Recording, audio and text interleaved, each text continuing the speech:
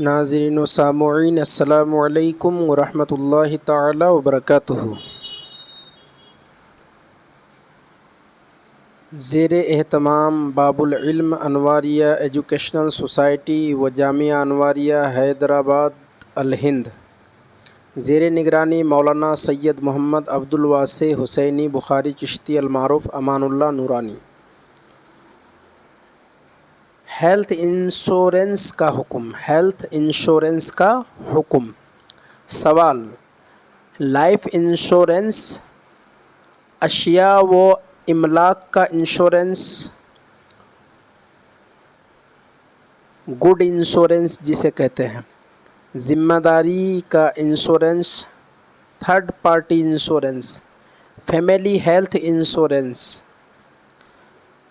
Family health insurance کا شریعت میں کیا حکم ہے؟ جواب عنایت فرما کر ممنون ہوں۔ مستفتی سید محمد عبد الواسع حسینی بخاری چشتی، ناظم اعلیٰ، جامعہ انواریہ حیدرآباد الہند۔ بسم اللہ الرحمن الرحیم۔ جواب: کتاب و سنت میں انشورنس کی حلت و حرمت کا بیان صراحت کے ساتھ موجود نہیں ہے۔ علماء عصر نے انشورنس کی مختلف انواع و اقسام اور ان کے طریقہ کار میں غور و فکر کر کے جو حکم شرعی ان پر واضح ہوا اسے انہوں نے بیان کیا ہے۔ ظاہر ہے کہ انشورنس کے تعلق سے علماء کی جو رائے ہیں وہ اجتہادی و اختلافی ہیں، اس لیے کسی کو یہ حق نہیں کہ وہ اس مسئلہ میں اپنے مخالف کو برا بھلا کہے اور ہر ایک کو اپنے اجتہاد کا پابند بنائے، بلکہ عوام میں سے ہر شخص اپنے معتمد علیہ علماء کے اقوال پر عمل کرے اور علماء محققین میں جن کے نزدیک جو دلیل راجح ہو وہ اس پر عمل کریں۔ انشورنس کی حقیقت: انگریزی زبان میں انشورنس، اردو میں بیمہ اور عربی زبان میں تامین کہا جاتا ہے۔ ان تینوں الفاظ یعنی انشورنس، بیمہ، تامین کے معنی تحفظ فراہم کرنا، ضمانت لینا، کسی امر یا شخص کا کفیل بن جانا کے ہیں۔ اصطلاحی تعریف: اردو دائرہ معارف اسلامیہ کا مقالہ نگار لکھتا ہے، بیمہ فریقین کے درمیان ایک معاہدے کا نام ہے جس میں ایک فریق بیمہ کمپنی دوسرے فریق بیمہ کرانے والا کے نامعلوم مشروط نقصان کے واقع ہونے پر ایک مقررہ رقم ادا کرنے کا ذمہ لیتا ہے اور اس کے بدلے دوسرا فریق ایک مقررہ رقم اقساط پریمیم کی شکل میں یعنی قسطوں کی شکل میں اس وقت تک ادا کرنے کا عہد کرتا ہے جب تک کہ وہ نامعلوم نقصان واقع نہ ہو جائے۔ اردو دائرہ معارف اسلامیہ، زیر اہتمام دانشگاہ پنجاب لاہور۔ انشورنس کی مختلف صورتیں ہیں، یعنی انشورنس کی کئی صورتیں ہیں۔ نمبر 1، زندگی کا بیمہ جس کو لائف انشورنس کہتے ہیں۔ اس کی صورت یہ ہوتی ہے کہ بیمہ کمپنی اور بیمہ دار کے مابین ایک رقم مقرر ہوتی ہے جو بیمہ دار کمپنی کو قسط وار ادا کرتا ہے۔ اب اگر مدت مذکورہ سے پہلے بیمہ دار کا انتقال ہو گیا، خواہ طبعی موت سے یا کسی حادثہ وغیرہ سے، تو بیمہ کمپنی اصل رقم اس کے ورثاء کو حسب شرائط کچھ زائد رقم کے ساتھ واپس کرے گی، اور اگر مدت مذکورہ کے بعد انتقال ہو تو بھی اصل رقم مع اضافہ ورثاء کو واپس دے گی۔ البتہ پہلی صورت میں شرح منافع زائد ہوتی ہے اور دوسری صورت میں شرح منافع کم ہوتی ہے۔ دوسری صورت، اشیاء و املاک کا بیمہ جس کو گڈ انشورنس کہتے ہیں، یعنی کو چیز ہو یا کسی چیز پر ملکیت ہو، گڈ انشورنس کہتے ہیں اسے۔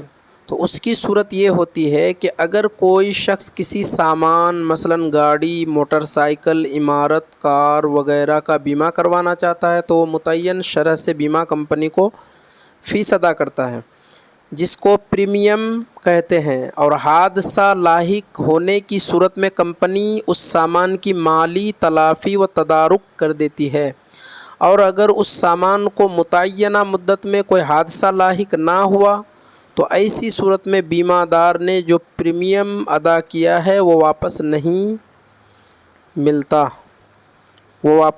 ملتا ہے۔ تو یہاں سے پورے طور پر ہم نے دو صورت کو سمجھ لیا۔ آگے تیسری صورت ہے ہیلتھ انشورنس۔ ہیلتھ انشورنس اس کی صورت یہ ہوتی ہے کہ بیمہ دار بیمہ کمپنی کو ایک مخصوص رقم ادا کرتا ہے، اور دونوں کے مابین یہ معاہدہ ہوتا ہے کہ اگر بیمہ دار بیمار ہو جائے تو ایک متعین رقم تک بیمہ کمپنی طبی خرچ ہسپتال کو ادا کرتی ہے۔ یعنی جو بیمہ کمپنی طبی خرچ یعنی ڈاکٹر کے جو فیس وغیرہ ہے یا جو کچھ بھی ہے طبی خرچ یعنی دوائی وغیرہ کے لیے ڈاکٹر کے لیے تو کمپنی ادا کرتی ہے۔ علاج سرجری، جیسا کہ علاج سرجری وغیرہ سے متعلقہ اخراجات کی تکمیل کرے گی، اس کے لیے آپ کو وقت سے پریمیم دینا ہوتا ہے۔ ہیلتھ پالیسی بیمہ دار، اس کے شوہر یا بیوی، والدین، بچوں سمیت دیگر خاندانوں کے لیے بھی لیا جا سکتا ہے، اور اگر متعینہ مدت میں کوئی بیماری لاحق نہیں ہوئی تو ایسی صورت میں بیمہ دار نے جو پریمیم ادا کیا ہے تو اصل سرمایہ واپس نہیں ملے گا۔ یہ تیسری صورت ہو گئی۔ چوتھی صورت یہ ہے دوستو کہ ذمہ داری کا بیمہ، جس کو تھرڈ پارٹی انشورنس کہتے ہیں، یعنی رسپانسبلٹی والی بیمہ، تھرڈ پارٹی انشورنس کہتے ہیں جسے۔ اس کی صورت یہ ہوتی ہے کہ بیمہ دار بیمہ کمپنی کو قسط وار رقم ادا کرتا ہے، اور دونوں کے مابین یہ معاہدہ ہوتا ہے، کانٹریکٹ ہوتا ہے کہ اگر بیمہ دار کی ذات یا گاڑی وغیرہ سے کسی دوسرے انسان کو نقصان پہنچے اور اس کا تاوان بیمہ دار کے ذمہ لازم ہو تو کمپنی اس تاوان کو ادا کرے گی، اور اگر متعینہ مدت میں کوئی حادثہ لاحق نہ ہوا تو ایسی صورت میں بیمہ دار نے جو پریمیم ادا کیا وہ واپس نہیں ملتا ہے۔ بیمہ انشورنس کے فوائد کیا ہیں؟ یہ تو 4 صورتیں ہو گئی۔ اب انشورنس کے فائدے کیا ہیں تو اس پر بھی بات کر لیتے ہیں۔ تو بیمہ زندگی یہ ایک قرارداد یا معاہدہ ہوتا ہے، کانٹریکٹ ہوتا ہے، جس کی روح سے کسی حادثہ کے رونما ہونے پر طے شدہ رقم بیمہ کرانے والے یا اس کے وارث کو دی جاتی ہے۔ مثلاً ایک خاندان کا کمانے والا فرد اچانک کسی حادثہ کا شکار ہو جاتا ہے، اس حادثہ کے باعث خاندان کو پریشانی لاحق ہو جاتی ہے۔ ایسی صورت میں زندگی بیمہ سے یہ فائدہ ہوتا ہے کہ وہ اس پریشانی کو حل کرنے میں آسانی پیدا کرتا ہے۔ بیمہ املاک کا فائدہ یہ ہے کہ جائیداد اگر ہلاک ہو جائے، تباہ ہو جائے، برباد ہو جائے تو اس سے ہونے والی پریشانیوں کو بیمہ کے ذریعے ختم کیا جا سکتا ہے۔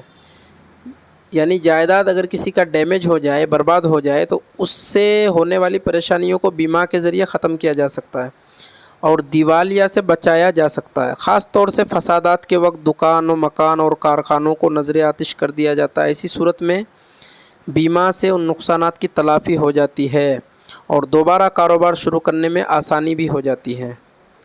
میڈیکل انشورنس کا یہ فائدہ ہوتا ہے کہ کوئی موذی مرض میں یعنی تکلیف پہنچانے والی مرض میں مبتلا ہو جائے یا جان لیوا مرض میں مبتلا ہو جائے اور علاج کے بقدر پیسے نہ ہو تو بیمہ کی وجہ سے علاج و معالجہ میں آسانی ہو جاتی ہے اور اس میں تعاون ہو جاتا ہے۔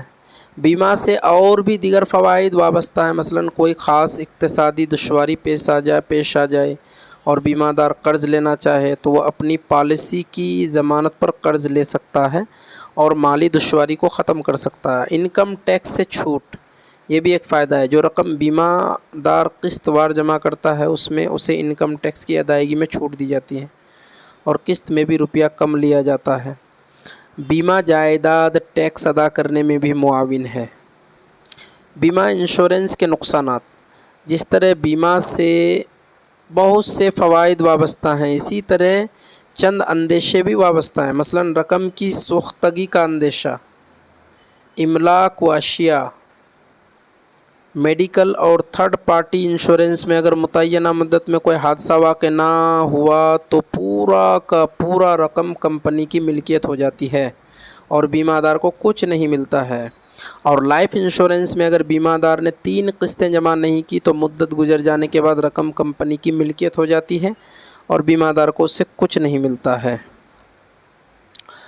اب بیمہ کی شرعی حیثیت کیا ہے، یعنی قرآن و حدیث میں اس کا حکم کیا ہے، جائز ہے یا ناجائز ہے، اس پر بات ہے۔ اب سوال یہ پیدا ہوتا ہے کہ بیمہ انشورنس موجودہ حالات میں کروانا جائز ہے یا ناجائز؟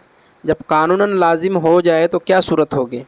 متقدمین فقہا نے، یعنی جو بہت پہلے کے فقہا ہیں، پرانے فقہا ہیں،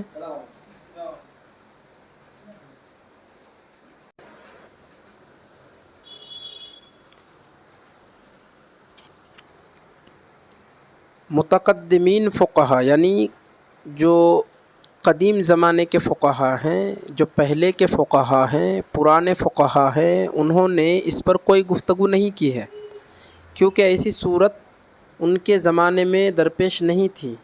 دور حاضر کے علماء فوائد و نقصانات اور ربا، قمار یعنی جوا بازی، چوسر جس کو بولتے ہیں، ظلم و زیادتی وغیرہ کو مد نظر رکھتے ہوئے اس کے جواز اور عدم جواز میں اختلاف رکھتے ہیں۔ انشورنس کے ناجائز ہونے کے قائلین علماء کے دلائل، یہ تو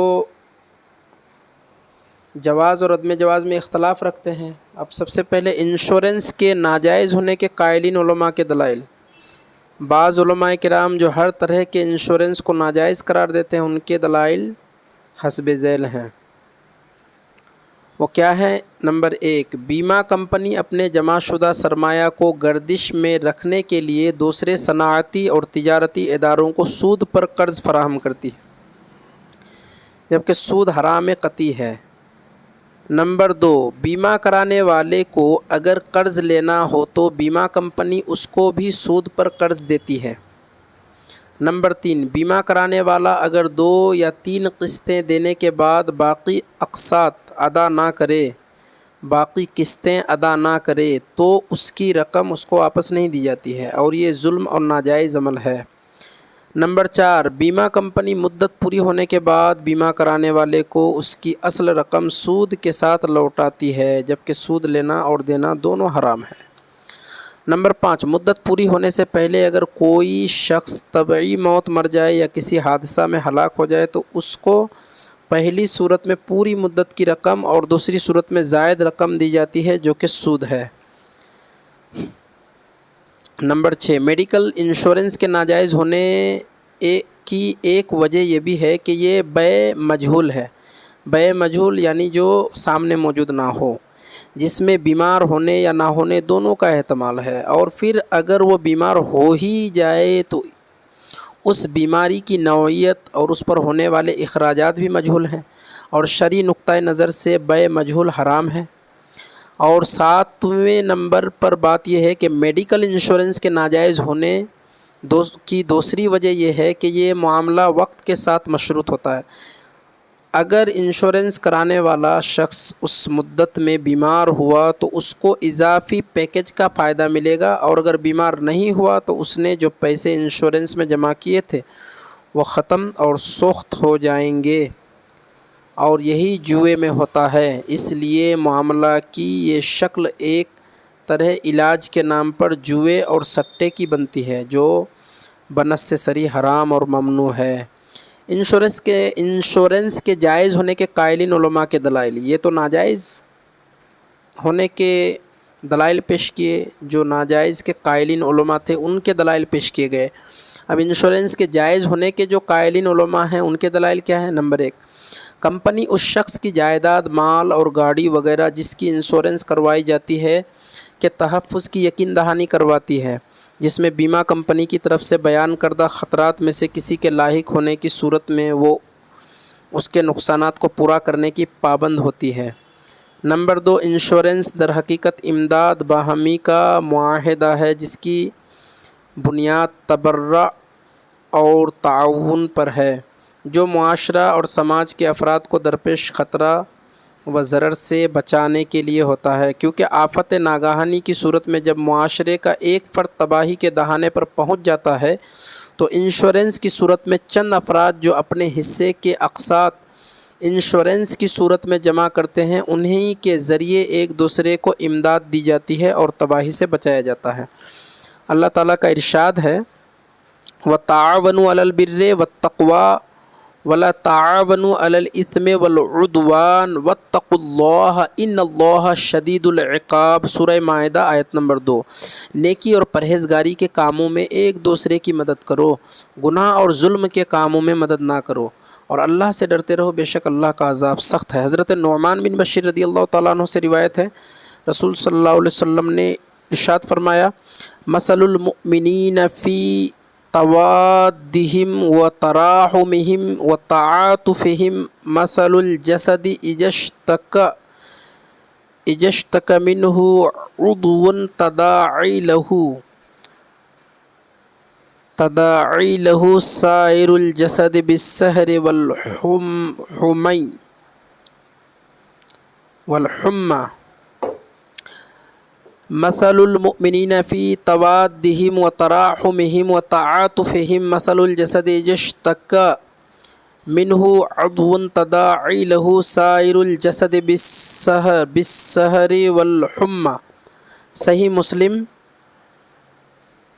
حدیث نمبر 2586۔ دوستی اور اتحاد شفقت میں مومنوں کی مثال ایسی ہے جیسے ایک بدن میں جب کوئی عضو درد کرتا ہے تو سارا بدن اس میں شریک ہو جاتا ہے، نیند نہیں آتی، بخار آ جاتا ہے۔ اسی طرح ایک مومن پر آفت آئے، خصوصاً آفت جو کافروں کی طرف سے پہنچے، تو سب مومنوں کو بے چین ہونا چاہیے اور اس کا علاج کرنا چاہیے۔ نمبر 3، موجودہ زمانہ میں حادثوں کی تعداد میں بے پناہ اضافہ ہو گیا ہے۔ آئے دن ہولناک قسم کے حوادث ہوتے رہتے ہیں جن میں جانی اور مالی دونوں طرح کے نقصانات ہوتے ہیں۔ عقد بیمہ کے ذریعے تاجروں اور ہلاک شدگان کے پسماندگان کی مالی معاونت ہو جاتی ہے۔ نمبر 4، وہ جہالت مفسد عقد ہے جو نزاع کا باعث ہو، اور عقد بیمہ میں دستاویز اور عقد بیمہ میں دستاویز کی شکل میں تمام چیزوں کی صراحت ہوتی ہے اور طرفین کی رضامندی ہوتی ہے، اس لیے اس کو فاسد نہیں کہا جا سکتا ہے۔ انشورنس کی صورتیں۔ پہلی صورت مکمل سرکاری ملازمین کے ہیلتھ انشورنس کی شکل یہ ہوتی ہے کہ ملازم کی مرضی کا اس میں دخل نہیں ہوتا، ملازم چاہے یا نہ چاہے اس کا LIC بھی ہوگا اور میڈیکل انشورنس بھی۔ حکم سرکاری ملازمین کو تمام علماء معاصرین مستر کے حکم میں رکھتے ہیں۔ مستر یعنی جو بہت زیادہ پریشانی کے عالم میں ہو، جن کے لیے ناجائز چیزیں بھی جائز ہو جاتی ہے، مستر کے حکم میں رکھتے ہیں، اور اضطرار کی وجہ سے ان کو مجبور کے زمرے میں رکھ کر اس مجبوری اور عمل کو ان کے لیے رافع اسم مانتے ہوئے شرعی قباحت، رافع اسم یعنی گناہوں کو ختم کرنے والا مانتے ہوئے، یعنی کوئی مجبوری کی وجہ سے بھئی جو ناجائز کام ہے وہ جائز ہو جاتی، جیسے شراب وغیرہ۔ اگر کوئی بہت زیادہ پیاسا ہے، پیاس کی شدت سے مرنے کا یقین ہو جائے تو شراب اس کے لیے جائز ہو جاتی ہے۔ اسی طریقے سے دوسری چیزیں جیسے قرآن میں بیان ہوا ہے، خنزیر کا گوشت ہو گیا، شراب ہو گیا اور دوسری چیزیں، تو رافع اسم بولتے ہیں اس کو، یعنی حالت اضطرار میں جو یہ مجبوری ہے، رافع اسم مانتے ہوئے شرعی قباحت اور قمار یعنی جوا، قمار و جوئے کے گناہ سے ان کو مستثنیٰ قرار دیتے ہیں۔ دوسری صورت غیر سرکاری کمپنیز کی طرف سے ملازمین کے لیے انشورنس۔ پرائیویٹ ملازمت میں وہ کمپنیاں جن کو حکومت مجبور کرتی ہے کہ آپ کو کمپنی چلانے یا باقی رکھنے کے لیے اپنے ملازمین کا میڈیکل انشورنس لازماً کرانا ہوگا۔ حکم ان کے بارے میں بھی تمام علماء معاصرین شریعت کے مقاصد خمسہ حفظ جان، حفظ دین، حفظ نسل، حفظ عقل، حفظ مال اور خود اپنے اور اپنے ماتحتوں کی بنیادی ضروریات زندگی کے حصول اور مصالح نیز دفع مضرت کے پیش نظر ضرورت و حاجت اور اضطرار کے زمرے میں ہی شامل کرتے ہوئے جائز قرار دیتے ہیں۔ تیسری صورت، عام لوگ جو کسی ملازمت وغیرہ سے وابستہ نہیں ہوتے، عام لوگ ہیں جن پر انشورنس کرنے کے لیے کسی کا دباؤ نہیں ہے، بلکہ وہ محض بیماری کے خوف اور مستقبل کے اندیشوں میں مبتلا ہو کر کے اگر میں بیمار ہوا تو اتنے پیسے کہاں سے آئیں گے، یا اس لالچ میں کہ اگر میں بیمار ہوا تو خطیر رقم کا میڈیکل ٹریٹمنٹ مجھے اس انشورنس کی وجہ سے مل جائے گا، میڈیکل انشورنس کرواتے ہیں۔ حکم اسی تیسری صورت کے شرعی حکم میں علماء معاصرین کے دو گروہ ہیں جن کا تفصیلی بیان اوپر گزرا۔ بیمہ انشورنس کے حوالے سے علماء عرب و عجم کے فتاوی اور آراء۔ فاضل بریلوی مولانا احمد رضا خان لکھتے ہیں، جبکہ یہ بیمہ صرف گورنمنٹ کرتی ہے اور اس میں اپنے نقصان کی کوئی صورت نہیں تو جائز ہے، کوئی حرج نہیں، مگر شرط یہ ہے کہ اس کے سبب اس کے ذمہ کسی خلاف شرع احتیاط کی پابندی نہ عائد ہوتی ہو۔ یعنی اگر کوئی خلاف شرع احتیاط کی پابندی نہ عائد ہوتی ہو، اس صورت میں جائز ہو جائے۔ احکام شریعت جلد 2 صفحہ نمبر 182۔ مفتی نظام الدین رضوی صدر مفتی جامعہ اشرفیہ، نفع مسلم کی قید کے ساتھ بیمہ انشورنس کو اس شرط پر جائز قرار دیتے ہیں کہ بیمہ دار جن غالب کی حد تک بیمہ کے تمام قسطوں کو جمع کر سکتا ہو۔ نیز بیمہ پر ملنے والے بونس مال اضافی کو بھی مباح قرار دے کر جائز کہا ہے۔ مجلس شرعی اشرفیہ مبارک پور کا فیصلہ۔ مجلس شرعی یعنی یہ جو سیمینار وغیرہ ہوتے ہیں، بہت سارے علماء اس میں اکٹھا ہوتے ہیں، سب کی رائے وہاں پر ہوتی ہے کسی حساس مسئلے کو لے کر، سینسیٹیو مسئلے کو لے کر کے، تو وہی مجلس شرعی اشرفیہ مبارک پور کا فیصلہ سن لیجئے۔ بیمہ نمبر 1، بیمہ زندگی عقد قرض بشرط ربا مشتمل بر عقد قمار ہے۔ یعنی قرض کی صورت میں قرض کی شرط کے ساتھ اگر عقد کرے اور ربا پر مشتمل ہے، یعنی سود کے طور پر اگر کر رہا ہے عقد بیمہ وغیرہ، یعنی سود کی صورت اگر پائی جا رہی ہے تو یہ جوا ہے۔ بیمہ اگر ایسا کر رہا ہے کہ اس میں سود کی صورت پائی جا رہی ہے، سود کی شرطیں پائی جا رہی ہے، تو پھر کیا ہو جائے گا؟ وہ قمار ہو جائے گا، یعنی جوا ہو جائے گا۔ عقد قرض ربا کی وجہ سے فاسد۔ اب اگر ایسا عقد کیا، یعنی ایسا کاروبار کیا کہ قرض ربا یعنی ربا کی قرض کی وجہ سے فاسد، اور عقد قمار بھی عقد فاسد ہے۔ موجودہ صورتحال میں حکومت ہند کی LIC کمپنی کے ساتھ عقود فاسدہ بشرط نفع مسلم مباح ہے۔ یعنی LIC کمپنی کے ساتھ عقود یعنی جو کانٹریکٹ ہوتا ہے درمیان، تو عقود فاسدہ اس شرط کے ساتھ جائز ہے کہ مسلمانوں کو نفع ہو، تب جائز ہے، مباح ہے۔ وہ ملازم جس کی تنخواہ سے پریمیم کی رقم مستاجر خود وضع کر لے، یا جس کو کم از کم 3 سال کے اقساط قسطوں ادا کرنے کا ظن غالب مقررہ مدت یا موسعہ مدت میں ہو، اس کے لیے بیمہ زندگی جائز ہے۔ یعنی 3 سال کم سے کم قسطیں ادا کرنے کا یقین ہو، ظن غالب مطلب یقین ہو کہ مقررہ مدت یا جتنا وقت دیا ہے اس میں ادا کر لیں گے تو جائز ہے۔ دوسری صورت، بیمہ سے حاصل شدہ جائز رقم مال مباح ہے، یعنی جائز ہے، اسے اپنے امور میں صرف کرنا جائز، البتہ اسے صدقہ کر دینا بہتر ہے۔ صحیفہ فقہ اسلامی صفحہ نمبر 240۔ مفتی اعظم پاکستان حضرت علامہ مفتی محمد وقار الدین قادری رضوی رحمۃ اللہ تعالیٰ علیہ سے جب اس قسم کے بیمہ کے بارے میں سوال کیا گیا تو آپ علیہ الرحمہ جواباً ارشاد فرماتے ہیں ہر قسم کا بیمہ ناجائز ہے۔ اسلام کا قاعدہ یہ ہے کہ جو کسی کا مالی نقصان کرے گا وہی ضامن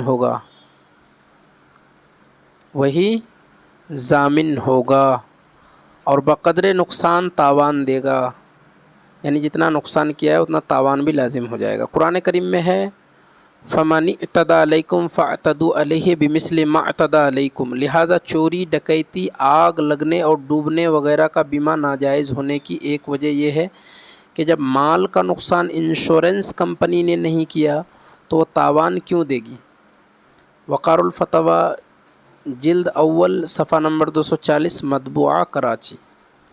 مولانا ابوالکلام آزاد نے لکھا ہے جہاں تک اسلام کے احکام کا میں نے مطالعہ کیا ہے میں پورے وثوق کے ساتھ کہہ سکتا ہوں کہ زندگی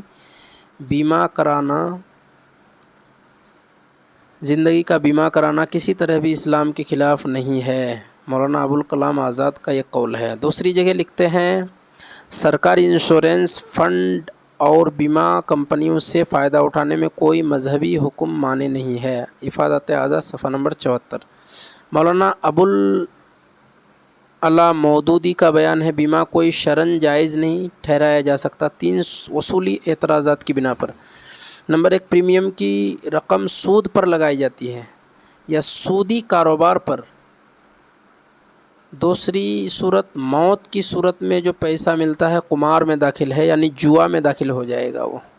تیسری صورت، مر جانے کی صورت میں جو روپیہ ملتا ہے وہ میت کا ترکہ ہے اور اسے وارثوں میں تقسیم ہونا چاہیے، مگر یہ پالیسی ہولڈر کے موسیٰ لہو، یعنی جس کے لیے وصیت کیا جائے اس کو موسیٰ لہو بولتے ہیں، موسیٰ لہو کو مل جاتا ہے، یعنی جس کے لیے وصیت کی گئی ہے اس کو مل جاتا ہے۔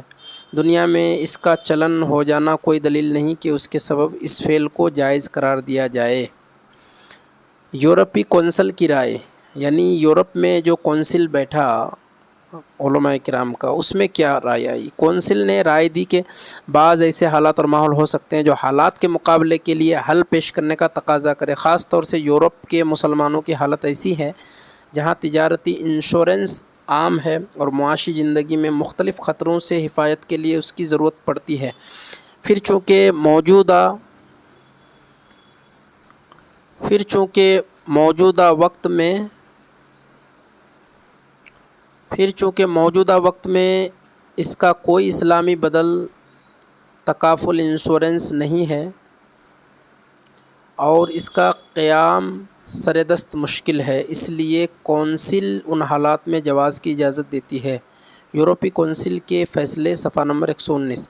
اسلامی فقہ اکیڈمی دہلی کا موقف، انشورنس کے بارے میں فقہ اکیڈمی کے سیمیناروں میں جو فیصلے ہوئے اس کی روح سے بیمہ کی حیثیت یہ ہے کہ وہ ربا یعنی سود، قمار یعنی جوا، غرر یعنی دھوکہ جیسے شرعی طور پر ممنوع معاملات پر مشتمل ہے۔ پھر بیمہ کی اہمیت و ضرورت پر غور و فکر کے بعد جو فیصلے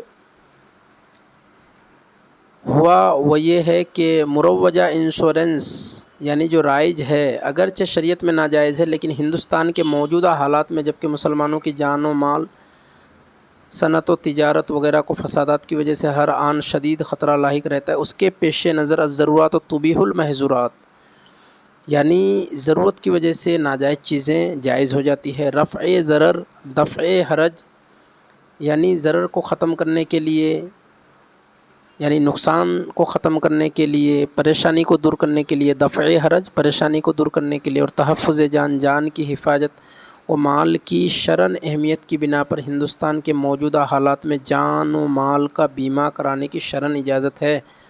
تلخیص فقہ اکیڈمی کے فیصلے 2008 عیسوی۔ المجمع الفقہ الاسلامی مکہ مکرمہ، اکیڈمی کی اکثریت کی رائے سے انشورنس کی تمام شکلوں، جانی، تجارتی، سامان یا دیگر اموال کے انشورنس کو ناجائز قرار دیا مکہ فقہ اکیڈمی صفحہ نمبر 57۔ انٹرنیشنل فقہ اکیڈمی جدہ اکیڈمی نے رائے دی ہے کہ متعینہ قسط پریمیم والا تجارتی انشورنس جو تجارتی انشورنس کمپنیوں میں رائج ہے، عقد کو فاسد کر دینے والے بڑے غرر دھوکہ پر مشتمل ہے، اس لیے وہ شرعاً حرام ہے۔ جدہ فقہ اکیڈمی صفحہ نمبر 88۔ میڈیکل انشورنس ضرورت کے وقت جائز کہنے والے اہل علم میں ڈاکٹر علی محی الدین قراداغی، ڈاکٹر عبد الرحمن بن صالح اطرم، ڈاکٹر یوسف شبیلی اور ڈاکٹر خالد دعیجی اور علماء ازہر شامل ہیں۔ خلاصہ کلام، اب یہ جتنی باتیں ہوئی اوپر اس کا خلاصہ پیش کر رہے ہیں مختصر شارٹ میں۔